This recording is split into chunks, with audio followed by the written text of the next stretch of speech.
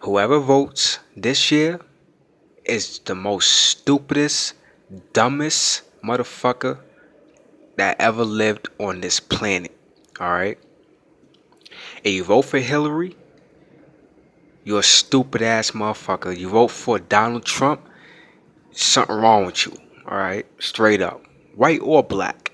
Real talk. But it's even worse if a black person vote. Period. You shouldn't have voted for Obama. Anybody that voted for Obama last year is a fucking idiot. You wanna know why? Because they are not elected. They are selected.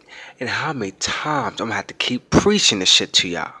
Today we're looking at why the United States uses the electoral system rather than allowing general citizens to vote on the presidency. On December 13th in the year 2000, Vice President Al Gore conceded the presidential election to Governor Bush. A day earlier, a lengthy and expensive manual vote recount process in Florida was stopped by the United States Supreme Court, despite Bush leading by only 537 votes. With Bush winning the state's 25 electoral votes, it put him over the needed threshold of 275. This election result was highly unusual, not just because of Supreme Court decisions and hanging chads. It was also only the fourth time in United States history that a candidate had garnered a majority of the popular votes but lost the election. Gore received 50,996,582 votes, and Bush 50,456,062 votes. Bush won because of the Electoral College system, a much maligned and complex way of determining the future leader of America.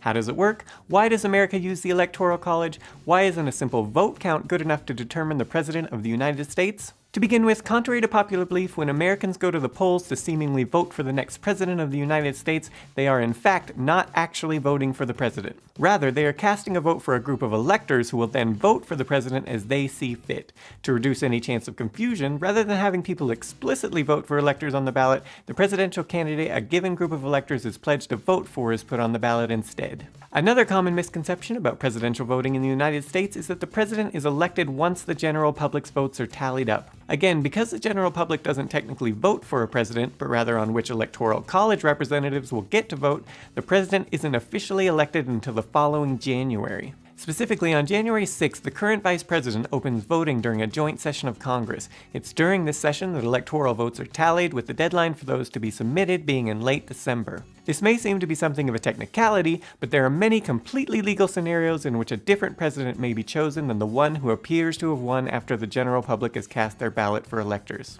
More on a couple of these scenarios in a bit. So who are these voters that actually elect the president, and how are they chosen? There are only two federal laws that pertain to who can be an elector.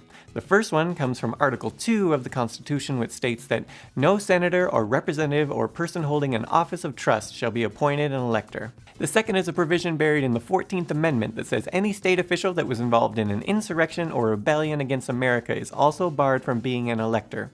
You can thank the Civil War for that one. Beyond those two restrictions, anyone can be an elector. As for who ends up being an elector, that depends on the political parties and how a given state legislature sets the method of selection. But in a nutshell, each state's political parties nominate a group of electors who are extremely loyal to their respective parties. Their number is equal to the number of electoral votes the state has, which in turn is equal to the number of senators, 2 per state, and the number of representatives, determined by population, said state has. Or in the case of the District of Columbia, a set 3 electors thanks to the 23rd Amendment. There's also potentially one additional minor caveat to consider when the party selects its group of electors. An elector cannot vote for a vice president and president who both are from the elector's home state. This rule was meant to ensure an elector could not vote for 2 of their state's favorite sons. More on why this was considered so important in a bit.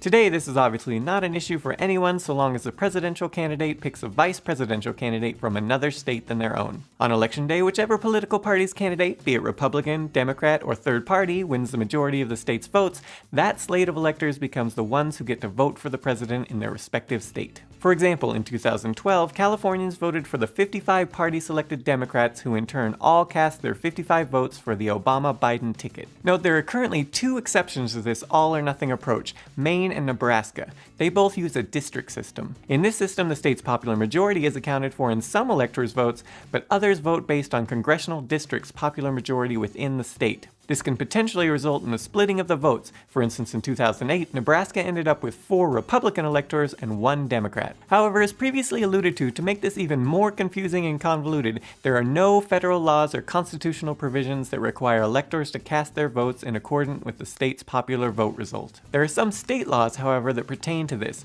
29 states and the District of Columbia have laws that require the electors vote the way the popular vote has instructed them to. That said, penalties are not too severe in most cases. Failure to adhere to these state laws by so-called faithless electors could result in a fine or replacement as an elector.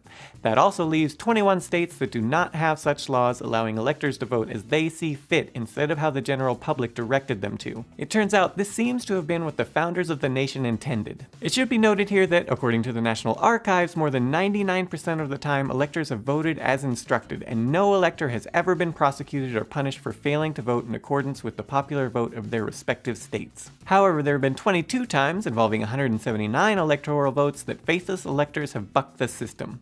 The most recent was in 2008, when an elector apparently accidentally voted for John Edwards rather than the Democratic nominee Barack Obama. Another noticeable recent instance was in 2000, when a DC elector abstained from voting in protest over the district's lack of representation in Congress. Despite the occasional faithless elector, to date none of these faithless votes has ever been the deciding vote in an election. However, there have been elections where a single faithless elector could have decided the president, such as in 1876 when Rutherford B. Hayes, despite losing the popular vote, won 185 electoral votes versus 184 to Samuel Tilden. So why does the United States use the somewhat convoluted electoral college when a popular vote would be drastically simpler and more democratic? In short, it was a necessary compromise from a time when the United States were not bound nearly as cohesively as today, nor the general public very well educated on the whole or well informed about the various candidates. For the more detailed answer, the Electoral College dates back to 1787's Constitutional Convention in Philadelphia, where they were given the gargantuan task of figuring out a solution to the mostly ineffective Articles of Confederation. Among the many issues that needed resolving was how the President of the United States was to be elected. In order to understand the delegates' thought process, context is needed. The young country was only 13 states, and residents were generally extremely provincial, meaning they still trusted their own state more than the federal government. Further, in many cases, people identified more as a citizen of their state rather than a citizen of the United States first. From this, the founders were concerned that citizens of each state would put their own best interests before the nation's. On top of this, because each state's citizens would likely know their own candidate much better than candidates from other states, most of whom they probably wouldn't even have heard of, they were doubly likely to vote for their own candidates. The ultimate result of this was feared to be that the winner of each state would likely be a citizen of that state, who would in turn have little chance of winning or even garnering any support at all in other states. This brings us to the first option put on the table, election via popular vote. While more democratic, as mentioned, delegates were very concerned that each state would potentially elect their own candidate, making it difficult to ever get a candidate with wide support throughout the nation. Instead, they feared they'd be left with a field of many favorite sons. Among those favorite sons, the bigger states like Virginia would dominate, resulting in little chance of someone from a smaller state ever becoming president, and making it so Virginia's interests would be disproportionately represented in the nation's highest office. For reference, at the time, Virginia had 424,000 men eligible to vote, which was more than Georgia, Delaware, South Carolina, Rhode Island, and New Hampshire combined. The other major option proposed was a simple congressional appointment. Despite being inherently non-democratic, there was a thought that the president should be less powerful than Congress, and therefore needed to be dependent on them. Also, the thinking went the general public was largely extremely poorly educated and poorly politically informed. Congressional members, on the other hand, were not only already elected to represent their respective citizens in such matters, but were also intimately familiar with prospective presidential candidates, their character, work ethic, political leanings, etc., and were generally quite well educated relative to most people. Thus, in a nutshell, members of Congress were simply the most qualified to pick the most qualified president. Ultimately, this proposal lost because it threatened the checks and balances of the federal government. As then delegate and future president James Madison noted, the election of the chief magistrate would agitate and divide the legislature so much that the public interest would materially suffer by it. Public bodies are always apt to be thrown into contentions, but into more violent ones by such occasions than by any others. The candidate would intrigue with the legislature, would derive his appointment from the predominant faction, and be apt to render his administration subservient to its views. Essentially, if the president was elected by Congress, while in theory Congress at the time may well have been in a much better position to pick the best president, those who sought the office would be constantly campaigning and trying to impress those members, perhaps even giving favors upon election in exchange for votes. Beyond this, no president interested in getting re-elected could ever oppose Congress for fear they wouldn't re-elect him or her later. Needless to say, this system was ripe for extreme corruption, so while in theory Congress was best suited to pick the potential best president, in practice they'd likely not have done so, or if they did, lorded too much power over that individual. Thus, the Committee of 11 on Postponed Matters devised and proposed the Electoral College, a system the delegates ultimately approved. Alexander Hamilton noted of the Electoral College, "If the manner of it not be perfect, it is at least excellent." As to what the manner of it was essentially intended to be, the idea here was essentially something of a cross between a popular vote and congressional selection. It was democratic in the sense that the popular vote could potentially determine the state's allegiances, though in the beginning the state legislatures didn't all do it this way, but it also limited the larger states' influence slightly by awarding extra votes to smaller states via an elector for each of their senatorial representatives. As for why it was also partially a compromise for those who advocated for a congressional selection, in a time before political parties in the United States, there is evidence that the founders very much assumed the electors, who explicitly could not hold an office of trust or profit under the United States to avoid at least some of the aforementioned corruption potential, would not be bound by the popular vote in their state or party affiliation or any such similar device. In fact, in the earliest elections, over half of the state's legislatures selected their presidential electors with no regard for the public vote whatsoever.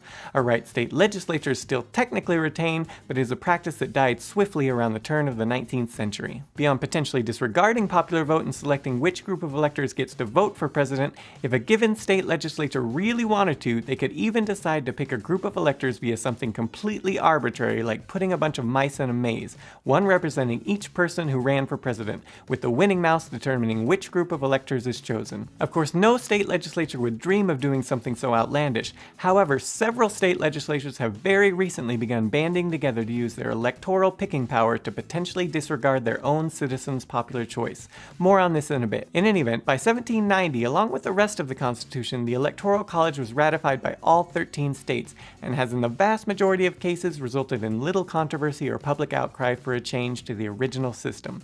In fact, the Electoral College has undergone only a few small changes since 1790. The most significant change occurred following the election of 1800. At the time, each elector would cast 2 votes, one for one presidential candidate and one for another.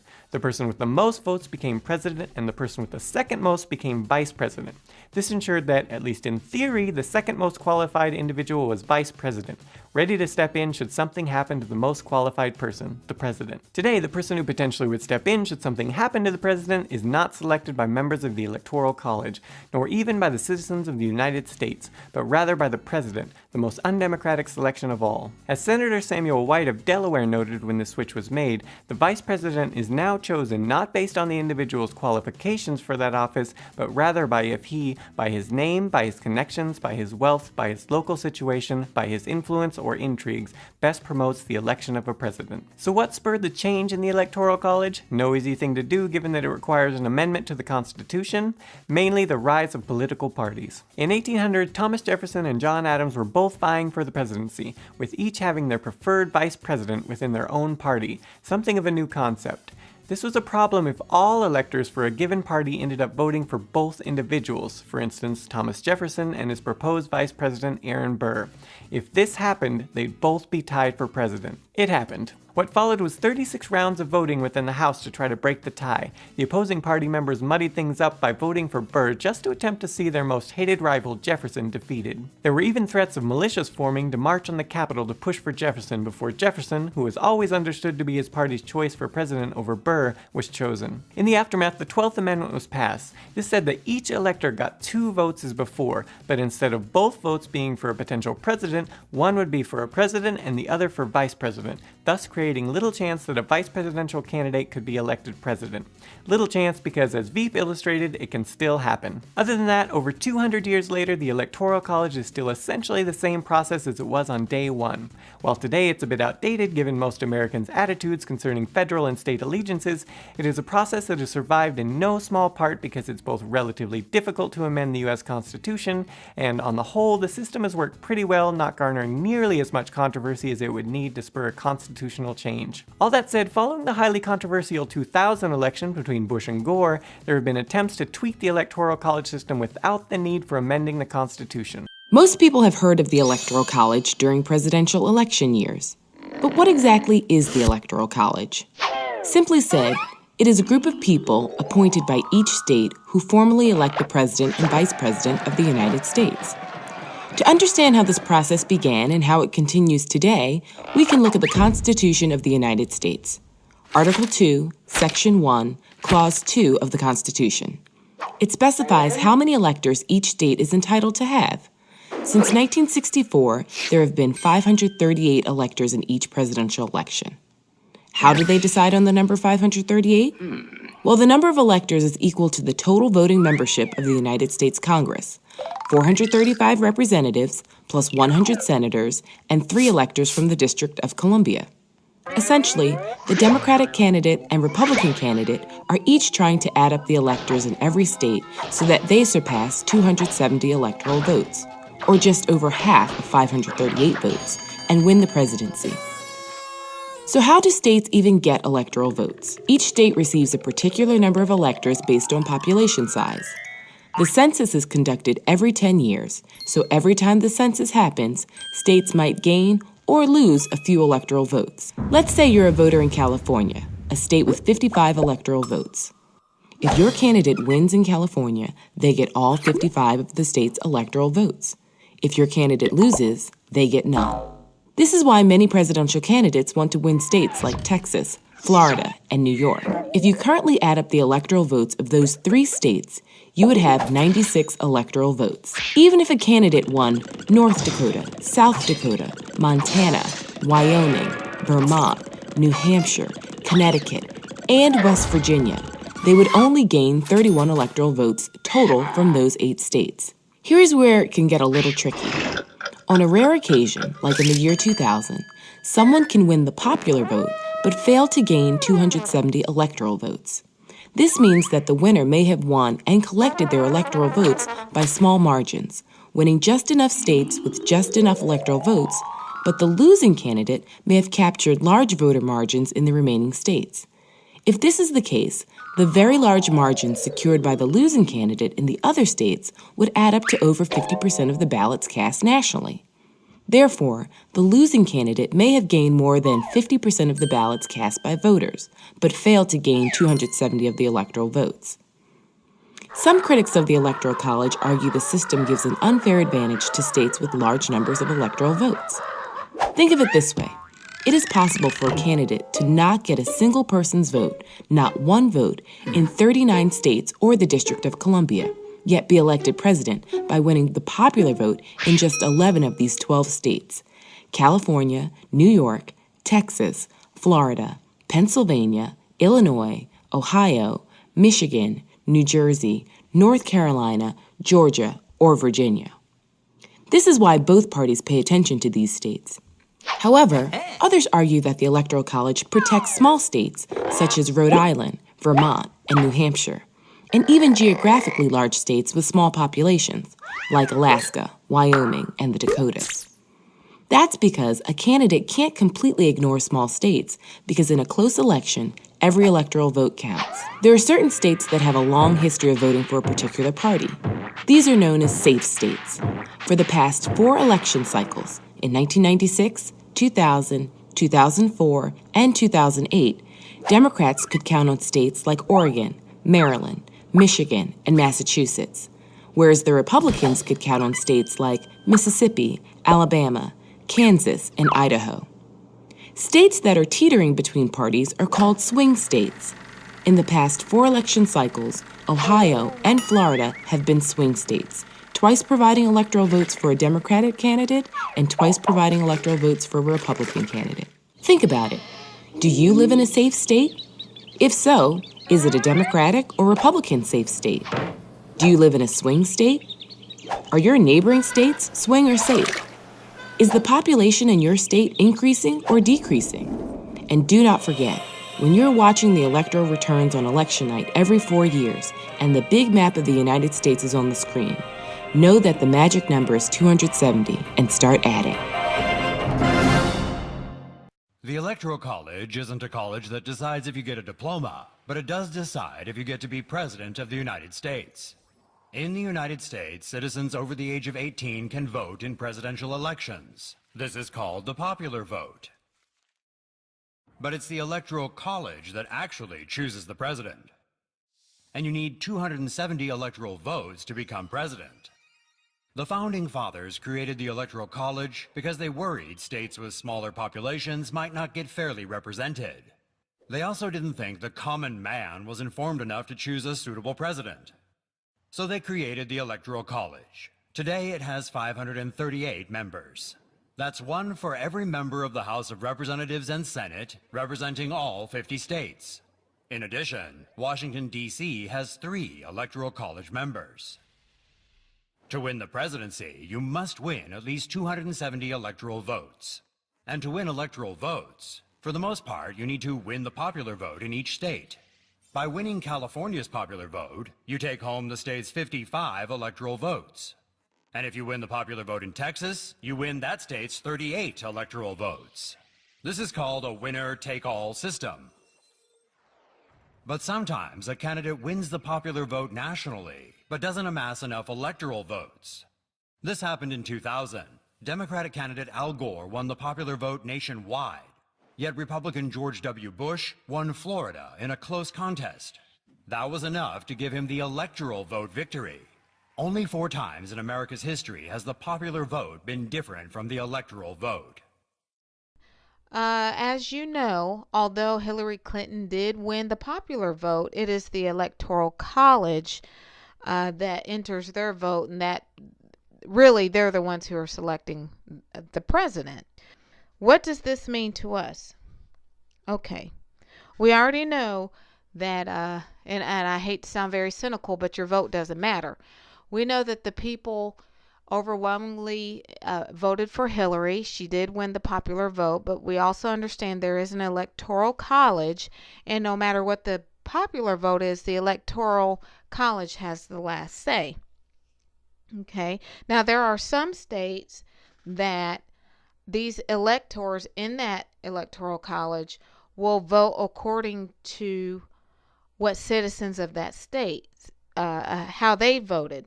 So if the popular vote was for one, the electoral college in that state will vote for that, and that's that state's law. There are others that state that no matter how citizens of that state voted, the electors have the right to vote the way that they'd like to. They're selected, not elected.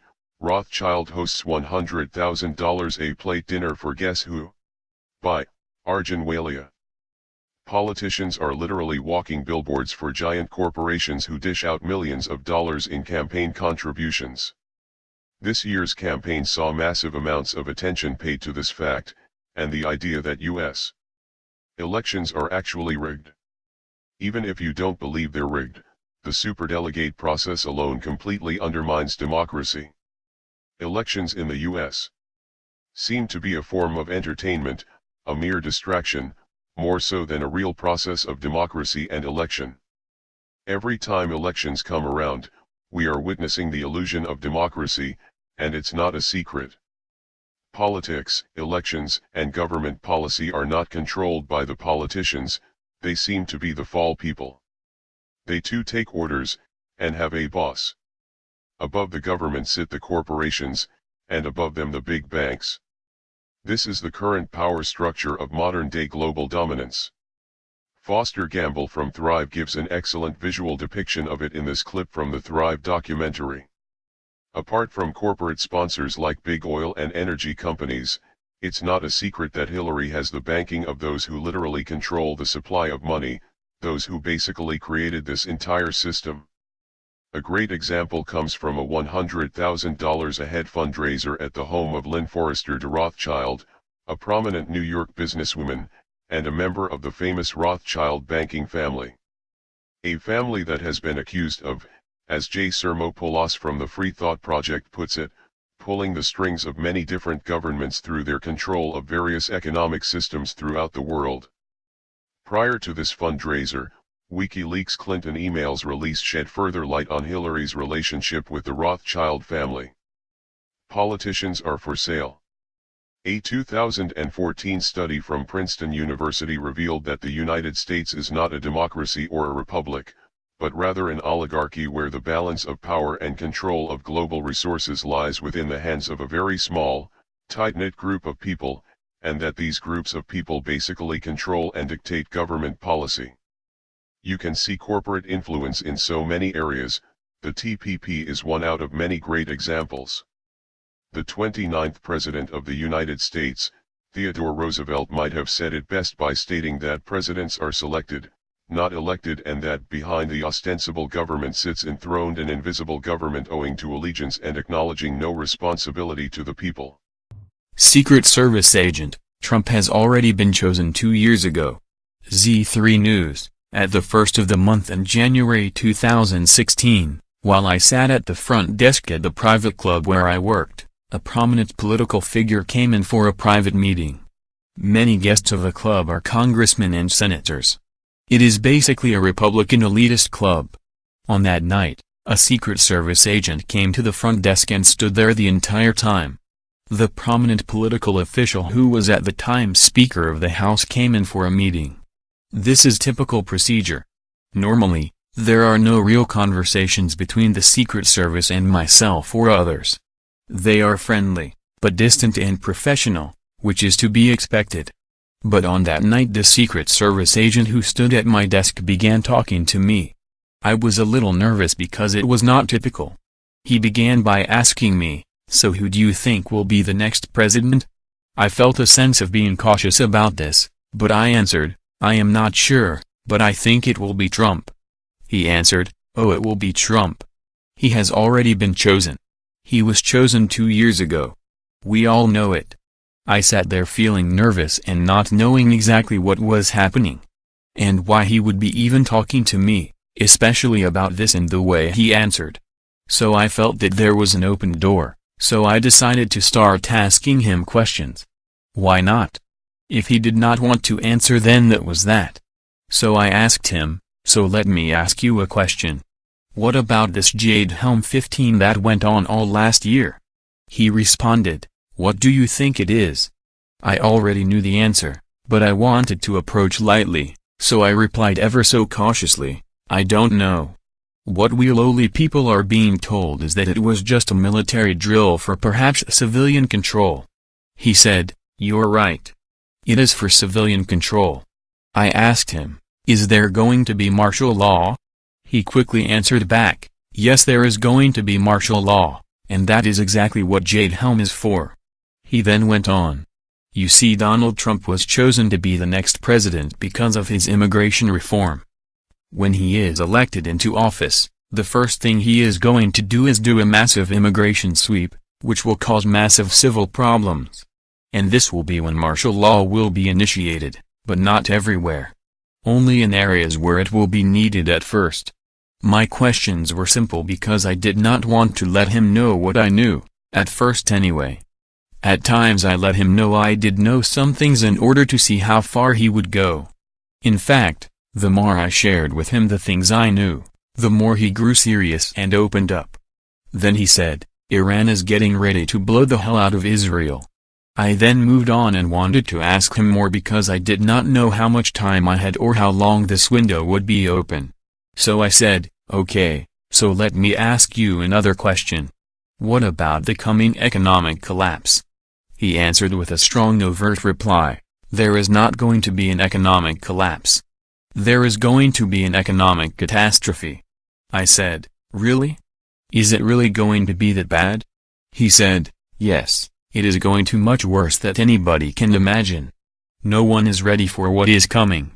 In fact, it is going to be so bad there is really no way anybody is going to be able to prepare. Are you preparing? It might be wise for you to do so." I said, "For how long? Weeks, months?" He answered, "Months." I asked him, "Are you preparing?" He smiled, but didn't answer at first. Then he finished our conversation by saying, "I am single, I don't need to prepare. Plus, I am getting out of this country and transferring to Europe." He was serious, dead serious. Then he had to go. I never saw him again and I no longer work at that place. I believe I was there to see the things I did, and to hear what God wanted me to hear. God knows who will be our next president. This we know for sure. And we will shortly see. But it was an interesting conversation. Going to have me chained because, Doug, there's so much going on that it seems like every hour, it's no longer every day, it's every hour something new and something very, very dangerous is happening. And for the record, people of the world who listen to this broadcast tonight on, the 13th of February, this is full-scale weather war underway. Remember this, the whole plan, and if you don't believe that, go look up weather. We own the Weather 2025, the Air Force study. But what's happening now is it's all coming at once. This is not just a single or individual circumstance, i.e. the floods in California, i.e. the snowpack, i.e. all of the earthquakes in Turkey, i.e. all of the earthquakes simultaneously erupting all over the world, spewing voluminous amounts of ash in the upper atmosphere that's going to affect the growing season, just like it did in 1815, 1816 when Tambora went off. And tonight, Ross and I are going to cover as much ground as we can in the brief amount of time that we have. We're on for an hour, and may God help us to redeem this time. And the thing that I think everybody has to understand, watching what's going on in Oroville, whenever you watch someplace else going under this type of severe threat and displacement and the upheaval in people's lives, and we watched it in the Branson, the Tennessee, Dollywood, that whole area in Gatlinburg, as long as it doesn't touch us, we can feel sorry for people. That's not what our attitude is to be. Our attitude is to be prayerfully, and I would say this, believing in faith, interjecting our hearts for our countrymen. And as Ross and I go on the air tonight, we are under a full-scale internal communist plot. The former entity in the slaughterhouse is commanding 32,000 internal terrorists to confront the new president-elect. Donald Trump is surrounded by enemies. He's surrounded by even stealth appointees of the Obama administration that do not stand out like a sore thumb. The people that he trusts the most, a lot of people have said, don't go with this guy, don't go with this guy, don't go with this guy or that lady. The thing is, we need to pray, as I said, that God is using Donald Trump as a prosecuting attorney. And I've been read over the Riot Act, by my standpoint, and I won't back down. For those of you that think that God is not capable of turning the hearts of the kings or the President of the United States, think again. God responded, but Doug, we won that battle, but now the war is on. And never in the history of the United States has there been so much treason within the branches of the military, the intelligence, the political, and the Senate, and the Congress. So we are in let's just say this, a slaughterhouse stockyard pile of dung hitting every fan, and the dung pile being hit by 1,000-mile-per-hour winds, spreading it to the four corners of the earth. And people had better purpose in their heart tonight that the last thing they want to do is become a victim when they can be a victor if they'll act, and the last thing they want to do is be a refugee. Again, I'm getting inundated as we're on the radio tonight, Doug and Ross and Joe, with people saying, well, my kids live in Oroville or whatever, what should I do? Well, the thing that I can only share with you is at this point, pray and believe. I even have one guy whose wife just sent me an email stating that the woman gets what's going on, very bright, one of my listeners, and she's trying to tell her husband that, hey, the coast is getting really tough. I think they live inland California, and he wants to move to the beach to be with his kids. So, brother, I'm telling you this. That's why I asked Ross. I said, Ross, I'm turning over to him right now. This is your night to be unchained because, listen, we are undergoing a full-scale internal communist assault. And by the way, ladies and gentlemen, I'll let Ross explain to you in no uncertain terms what the left is doing to prepare while everybody kind of sits dumbfoundedly as deer in a million headlights coming their way. Go ahead, Ross. Hey, thanks, Steve. Thanks, Doug and Joe, for having me on. Yeah, it's a busy time, and as you were speaking, Steve, it made me think about the birth pangs are getting closer and closer. I think things are happening at a more rapid pace, and it's not just because we have more news. They're just more things that are happening. And what I think the key thing I want to touch on is we have a former president who is borderline committing sedition and treason.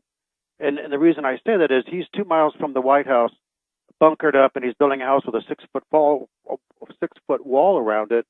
He's got, you mentioned, 32,000 professional agitators. He's bulwarked with $40 million from Soros and the other leftists like that. There's something in my twilight zone when you have a president that's an ex-president that is saying, go on with your protest, and he pays agitators and has all this money, the $40 million in his wheelhouse to deal with it. And a lot of people are doing it for free. So you have 32,000 useful idiots, along with all of their recipients that are following them. The thing that's even more concerning, just that, because we know who the enemy is, but you also have preparations going on behind the scenes with the rank and file left, the usual people that are upset about whatever Trump does or their Hillary supporters. But now they're creating fight clubs for leftists to learn how to beat up Republicans. So before they would talk and say we need to be tolerant, now they're finding ways to teach people how to fight and beat them up so that they get into a fight at a demonstration to teach them how to fight. The left is also having their own prepper movement. Our prepping movement is completely asleep. When we thought Hillary was going to win, it was arses and elbows, and everybody was getting all their preps done, and suddenly Trump wins, and somehow it's some panacea that he's going to solve all the problems that existed before the election are still there, and including something, we just collected the most tax ever in our history of the United States, and we still have a large deficit. So we're collecting more and more tax, going into deeper debt. So nothing's changed, and you have leftists learning how to shoot, but getting their food, getting their bug out locations, banding together in communities so that they can continue this fight long term, because they will never stop. And your listening audience needs them. They will never stop. You can arrest the professional agitators, but once you get millions of people involved, they're not going to stop until they get their way. They don't follow the rules. The ends justify the means, and sometimes the means justify the means. So they are just getting, the only way to stop them is to stop their ability to resist, stop their ability to doing what they're doing. And most times in legal ways you can do it, but our people need to stand up, get their preparations going, and wake up again, because this is a war. As Steve was saying, we're at war for our lifestyle, for our culture. I'm just waiting for the next Fort shot at Fort Sumter, and it could be all over the country. But it's just, we're right below the surface. And I ask your audience to be self-reflective tonight, before I get into even more facts, is to look around, and does everything feel right to you? Do you think everything is moving in the right direction with Trump as president? Can you talk about supporting Trump as the president in open conversations around the watering hole at your office or in the grocery store? Do you feel self-conscious about talking about it? You're afraid you're going to offend your family still. So the election's been over 3 months, and there's still a war is going on, and it's deepening. So these kind of things, and that's just one aspect of it. That's just the social piece of this, the political realm. And you have people inside the Congress who said we're going to repeal Obamacare, and now all over the headlines on the mainstream media, all the Republicans are in disarray. But the state houses are getting their ducks in a row. So Washington is still dysfunctional. You have establishment people still trying to run the show. You have other people fighting against that. So it's 2 steps forward, 1 step backwards, so maybe 1 step forward, 2 steps back any given day. And so it's a constant barrage against our president and our lifestyle. But that's just the social political realm. And I don't want to go on and on and on. Let's see what you guys jump in. But let's just talk about the economics of everything that's going on. Nothing's changed.